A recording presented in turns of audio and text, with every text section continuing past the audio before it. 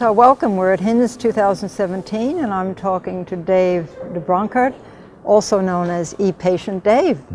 Dave, welcome to New Zealand, the first time I gather? Absolutely, Right. yes, kia ora. Dave, I sat in on your session this morning, very inspirational, and I'm sure Thank you've you. heard that many, many times. Key message about the science of patient engagement.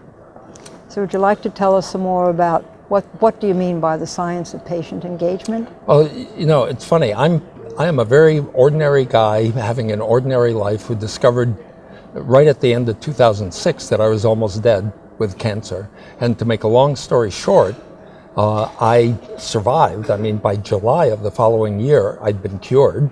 My tumors were all shrinking and kept shrinking. And part of the way I did it, of course, was get the best available medical care, but still the odds were bad. And the way that I contributed to my own salvation was by being what I now know is called an e-patient. I didn't just sit back, and some people treat healthcare like a car wash. You know, they roll up their windows and get things sprayed on them. But e-patients are people who will think and ask the doctors and nurses questions and say, how can I help, and are there any other options? Long story short, today my oncologist says that the ways that I got involved and found other patients to talk to and so on, he believes helped save my life. And in e-patient, it's a term that was developed in the 1990s, the E stands for empowered, engaged, equipped, enabled, you know, just all the different ways that somebody can be not a passive patient. And the biggest part of that for me, it turns out, is being what they call an engaged patient, somebody who's, you know, working with the professionals. And to make another long story short, this is what I give speeches about. I've found that one thing that holds back progress is that a lot of doctors and scientists are pretty sloppy about what they mean by patient engagement. So I think, you know, if we can get scientific about it and say, what are we really talking about, it'll help the field move forward. So how do you get, you talked about the patient being passive all the way to being engaged. So I would gather that we're naturally an inquisitive person, perhaps an analytical person, and perhaps interested. So how do we get a patient who is passive through that continuum to being engaged? So that's great. In my talk tomorrow, I'm actually going to get into that in more depth. The first thing to be careful about, though, is I know for some people, the last thing they want to do when they have a medical crisis is be told that they have work to do. To some people, good care, and it's the same as with different kinds of kids, the same is true for adults. Good care is saying, okay, don't worry, I will take care of it for you. Where we make mistakes is if we think everybody's like that. You know, if somebody like me says, well, I'd like to know more, what we really should do is help them do that. In my case, I know that when I discovered opportunities to learn more, I felt less trapped and less like my outcome was doom and it was inevitable. So now this is like culture change of any sort, any civil rights movement or the women's movement that I saw when I was in college in the 60s and 70s.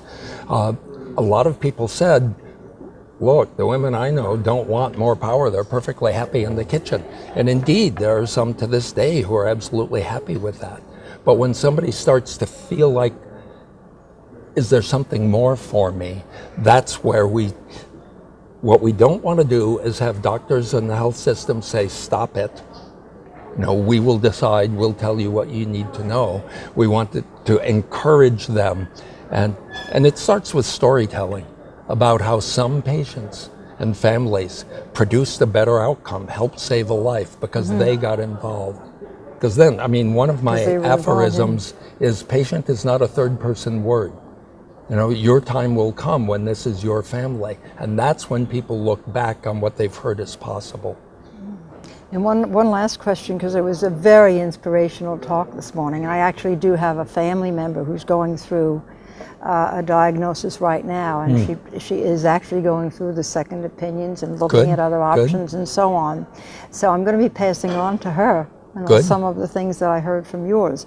But you finished up your talk with saying that we need to design to optimize for this new reality. Yes.